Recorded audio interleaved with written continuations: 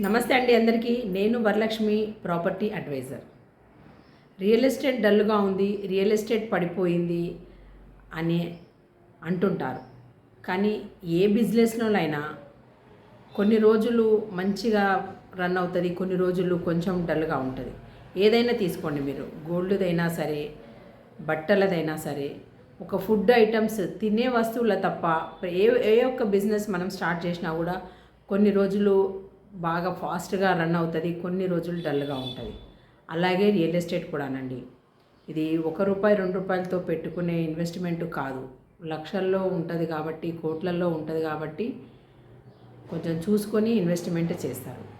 ఇంకోటి, ఇన్వెస్ట్మెంట్ అంటే మనము ఇప్పటికిప్పుడు తీసుకొని ఉన్న ఏరియాలోనే తీసుకోవడం ఇన్వెస్ట్మెంట్ కాదు.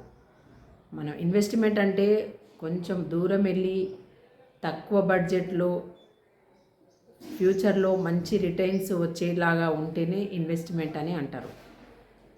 ఇప్పటికిప్పుడు తీసుకొని కట్టుకోవాలనుకునేది ఇన్వెస్ట్మెంట్ కాదండి.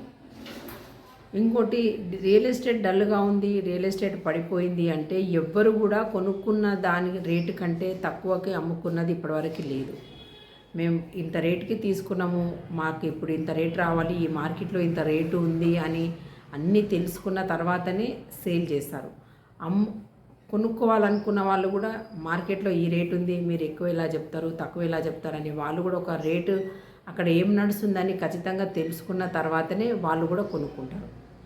కాబట్టి ఇన్వెస్ట్మెంట్ రియల్ ఎస్టేట్లో ఎప్పుడు కూడా పడిపోయింది అని అనడం వరకే ఉంటుంది, కానీ కొనుక్కున్న దానికన్నా తక్కువ రేటుకి అమ్ముకున్న వాళ్ళు ఎవ్వరు లేరు. ఒక 1 year తర్వాత వాళ్ళు సేల్ చేసుకోవాలనుకున్నా కూడా మాకు ఇంత ఖర్చు అయింది, మేము రిజిస్ట్రేషన్ కింద పెట్టుకున్నాము, మాకు కనీసం మేము పెట్టిన దానికి ఇంత ఎక్కువ రాకపోతే ఎట్లా ఉండనీలే, ఇదేమన్నా మురిగిపోతుందా, పాడవుతుందా అని వెయిట్ చేసి వాళ్ళు అనుకున్న రేటు వచ్చిన తర్వాత అమ్ముకున్న వాళ్ళే ఉన్నారు. కానీ ఇప్పటికిప్పుడు అమ్మేద్దాము, ఇంకా రేపు అమ్ముకుంటే ఇంకా తక్కువ రేటు వస్తుంది, ఎంతో కొంత వస్తుందిలే అని తీసేసిన వాళ్ళు ఎవ్వరు లేరండి.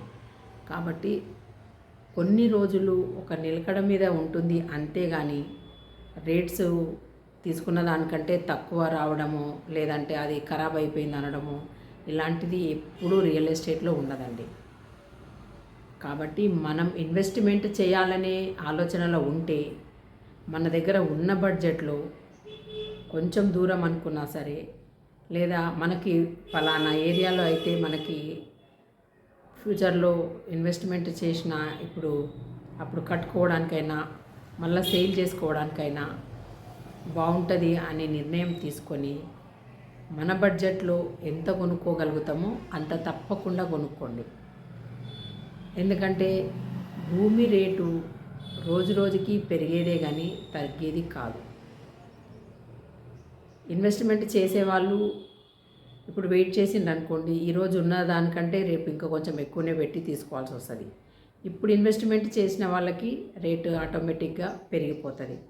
కాబట్టి వేరే ఆలోచనలు లేకుండా ఇన్వెస్ట్మెంట్ చేయాలని అనుకుంటే ఖచ్చితంగా మీరు ప్రాజెక్ట్ డీటెయిల్స్ తెలుసుకోండి, కంపెనీ డీటెయిల్స్ తెలుసుకోండి, చుట్టుపక్కల డెవలప్మెంట్స్ మనం అనుకున్న టైం వరకు వస్తాయా లేదా మనమే కట్టుకోవచ్చా, ఇవన్నీ తెలుసుకొని ఇన్వెస్ట్మెంట్ చేయండి. Thank you. నా ఛానల్ని ఎవరైనా ఫస్ట్ టైం చూస్తున్నట్లయితే సబ్స్క్రైబ్ చేసుకొని లైక్ చేసి షేర్ చేయండి. ఏమైనా డౌట్స్ ఉంటే నాకు కామెంట్లో అడగచ్చు.